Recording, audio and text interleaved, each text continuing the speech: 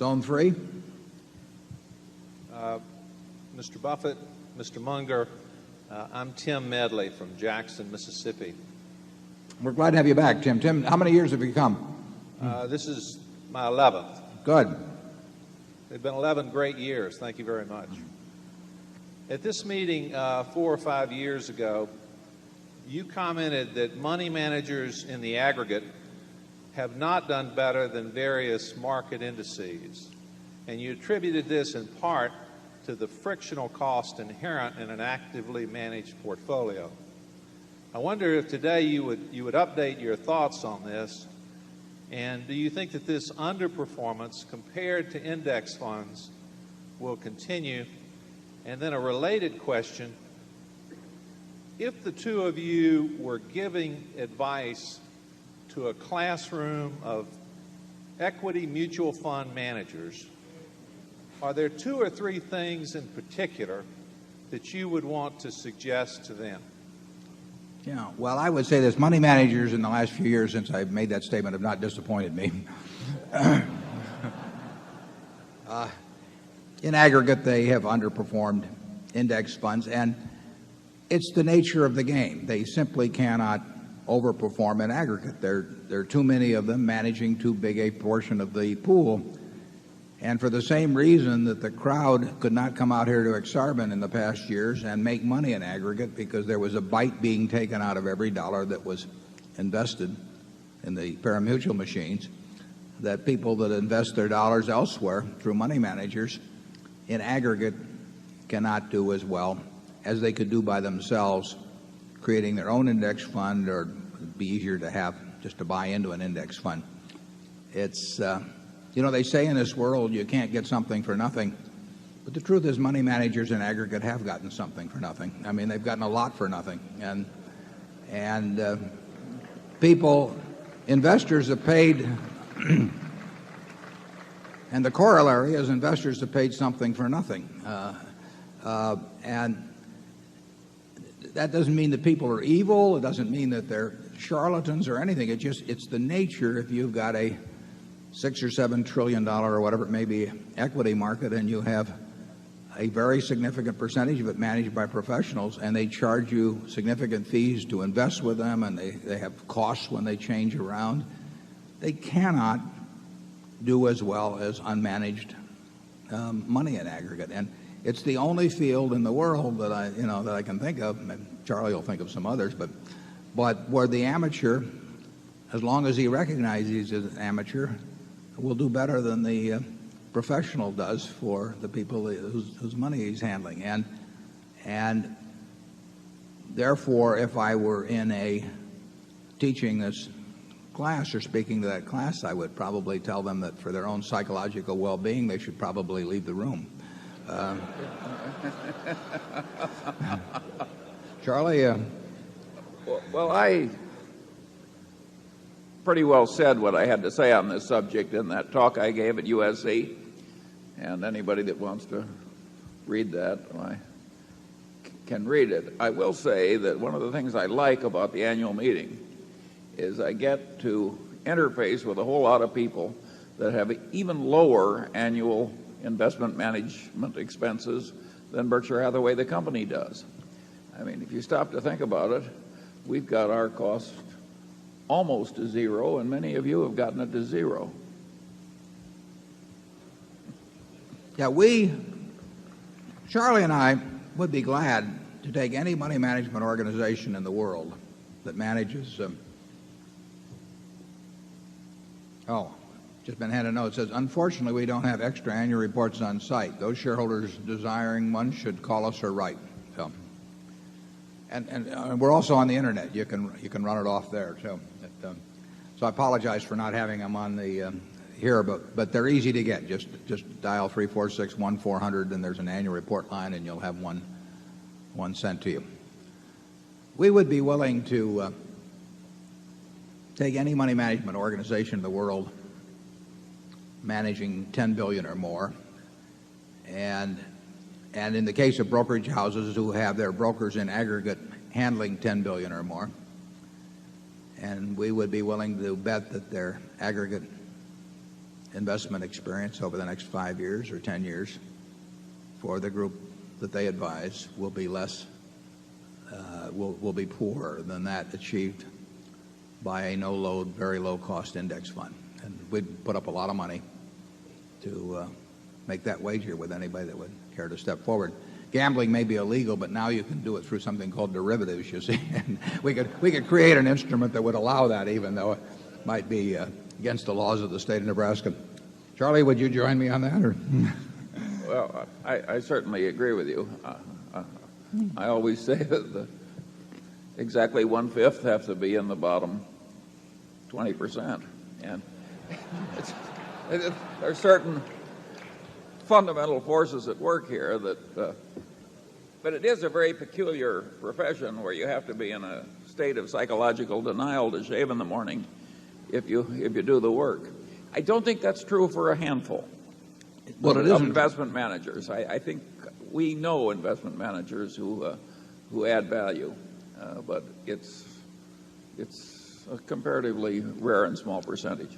Yeah, we have identified in the past, even, I mean, on a prospective basis, not retrospective, managers who have added value, and there's a couple of them in this room. Well, and there's Lou Simpson of Geico. Yeah, well, he's one I had in mind. You know, you can do it. You can't do it with unlimited amounts of money, and a good record tends to attract money. Even a mediocre record presented by a good salesperson tends to attract money. But there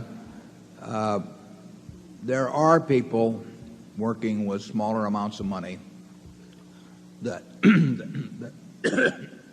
where the probabilities are that they will do better than average. Excuse me. Where the probabilities are that they will do better than average, but they're very rare. Incidentally, I apologize on this voice. I had to leave Garotz early last night, and there were a number of you I was hoping to see, but it was gone entirely last night, and then I managed. I'd like to tell you I did it by cherry Coke, but I managed to nurse it back to where it's working again in reasonable shape. My name is Bob Costa from Evansville, Indiana. I've been a shareholder for 4 years. This is my first visit to Omaha, and I went to the Mega Mart, and I actually bought something there. And I tried to pay for it with an American Express card, and they told me, just like the ad, you can't use it here. I hope you both comment on that, or at least one of you. But my real question is that I just stumbled across the idea of intellectual capital and how that might be useful in valuing a business, and I was hoping that one or both of you could clarify that for me, and whether that's useful to us as investors or just another academic theory that we'd be better off ignoring. Yeah. Harvey Golub, who runs American Express and has done a terrific job of running it, has written me about the Furniture Mart as well as about See's. And we basically let our managers run their own businesses. So the people at each entity, Borsheim's takes American Express, others of our businesses do too. We let every manager make his decisions. As soon as I start telling the managers that they ought to say take American Express or not take Visa or whatever it may be, at that point they've lost some of the responsibility for their operations and perhaps to an extent even some of the pride that comes from running them. Most of our managers do not need to work for a living. They run their businesses for the same reason Charlie and I run Berkshire. They love doing it. They jump out of bed in the morning because it's exciting to do. And the one thing that would keep the two of us or drive the two of us away from Berkshire is if we were getting second guessed all the time or somebody else was telling us when to swing or not to swing. We would have no interest in running the business. We'd do something else then. And maybe our other managers aren't as extreme as we are in that respect, but we feel they've built successful businesses. They know how to do it. We do allocate the excess capital they generate, but aside from that, we really let them make their own decisions. So we have no company-wide policy on virtually anything that I can think of except send money to Omaha.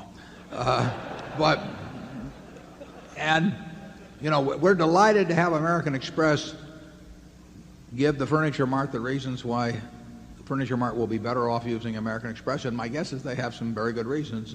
But they're going to have to sell them on that. And just like any vendor of anything has to sell each operation. We wouldn't tell the people at Seas who to buy the nuts from, or who to buy the container from, or anything of the sort, how to design the stores or whatever it may be. And that's just the Berkshire philosophy on that. Charlie, you want to comment? Yeah. Let me shift to intellectual capital. Berkshire has a lot of intellectual capital in these very able executives in the various businesses, and we hope we've got some intellectual capital in the few hundred square feet at headquarters. But we are not in the business of designing oil refineries with armies of engineers, or developing software with armies doing complicated accounting work all over the world. We just haven't drifted into that kind of a business. And intellectual capital has gotten to be a new buzzword because we've now developed huge businesses like Microsoft, which really didn't exist on that scale not so very long ago. And so people have suddenly realized, my God, there's really a lot of money in aggregation effects and momentum effects when you get a bunch of really bright people working in the same direction. And that's what's made the concept so fashionable. By and large, we've avoided the field. Again, it's hard for us to understand. Yeah, we've looked for brains and energy and integrity in people that we work with. And if you get that combination and you're in a decent business, you're going to own the world. And whether you call it intellectual capital or anything, you can stick the names on it. And that's who we try to associate with. I mean, it's a lot easier than doing it yourself. And when we get in our own businesses, you saw that group there at the end of the movie. I mean, that's a huge asset to Berkshire. They talk about getting into accounting for it. That's nonsense in my view. I mean, you don't need to do that, but you should pay for it, and you should pay for it as shareholders. You should pay for it as managers. When we get people, whether it's Tom Murphy or Al Zane at Gillette or Roberto Goizueta or Michael Eisner, I mean, those people have added billions of dollars of value, and it's just, that's who we want to be associated with, and we don't want to be associated with the mediocre managers because the difference is huge. But we don't go through an elaborate exercise. We just recognize the people that have got those. We try to recognize the people that have got those qualities, and then if they're in a good business and they've got those qualities, we want to take a big bite. But take intellectual capital. People think patents. They think copyrights. Patents and copyrights have gotten to be way more valuable as a percentage of the investment assets of the world. And so people are very much more interested in intellectual capital. Think of the great drug companies and how small they were 20 years ago, and how everything they have is basically intellectual capital. It's the few products that really work that have the patents.